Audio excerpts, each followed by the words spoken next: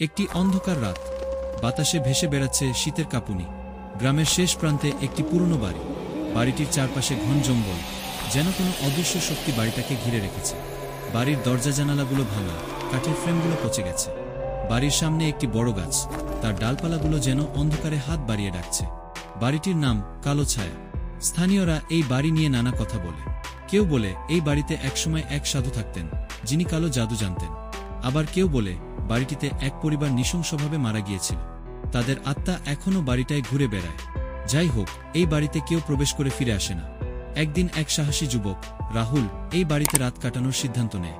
তার বন্ধুরা তাকে বারবার সতর্ক করে, কিন্তু রাহুল তাদের কথা শোনে না। সে বলে, আমি ভূতপ্রেত মানি না, এগুলো সব মানুষের মাথার ভুল। সন্ধ্যা নামতেই রাহুল বাড়ির ভেতরে প্রবেশ করে। ভেতরে ঢুকতেই তার গায়ে এক অদ্ভুত শীতলতা অনুভূত হয়। বাড়ির ভেতরে ধুলো জমে আছে, মাকড়সার জালে ছেয়ে গেছে দেয়ালগুলো। রাহুল টর্চ জ্বালিয়ে এগোতে থাকে। হঠাৎ সে শুনতে পায় পিছনে কারো পায়ের শব্দ। সে পিছনে তাকায়, কিন্তু কাউকে দেখতে পায় না। রাহুল বাড়ির উপরের তলায় ওঠে। সেখানে একটি বড় ঘর, ঘরের মাঝখানে একটি আয়না। আয়নাটি কালো কাপড়ে ঢাকা। রাহুল কাপড়টা সরিয়ে আয়নাটা দেখে। আয়নায় তার নিজের প্রতিবিম্ব দেখা যায়, কিন্তু কিছুক্ষণ পর সে লক্ষ্য করে আয়নায় তার প্রতিবিম্ব তার মতো করে নাড়াচাড়া করছে না। প্রতিবিম্বটা তার দিকে তাকিয়ে হাসছে। রাহুলের গায়ে কাঁটা দিয়ে ওঠে। সে আয়না থেকে চোখ সরাতে পারে না। হঠাৎ আয়না থেকে একটি হাত বের হয়ে তার গলা চেপে ধরে। রাহুল চিৎকার করতে চায়, কিন্তু কোনো শব্দ বের হয় না। সে টর্চটা ফেলে দেয়। টর্চটা নিভে যায়। চারদিক অন্ধকারে ডুবে যায়। রাহুলের মনে হয় সে যেন অসংখ্য হাতের স্পর্শ পাচ্ছে। কেউ তার পা টানছে, কেউ তার হাত ধরে আছে। সে চোখ বন্ধ করে চিৎকার করতে থাকে। হঠাৎ সব শব্দ থেমে যায়। রাহুল চোখ খোলে।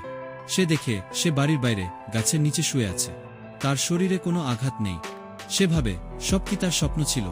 রাহুল বাড়ি থেকে দূরে চলে যায়, কিন্তু তারপর থেকে সে প্রতিরাতে একই স্বপ্ন দেখে। সে বাড়িতে ফিরে যায়। আয়নায় তার প্রতিবিম্ব তাকে হাসতে দেখে। একদিন সকালে রাহুলের বন্ধুরা তার ঘরে যায়।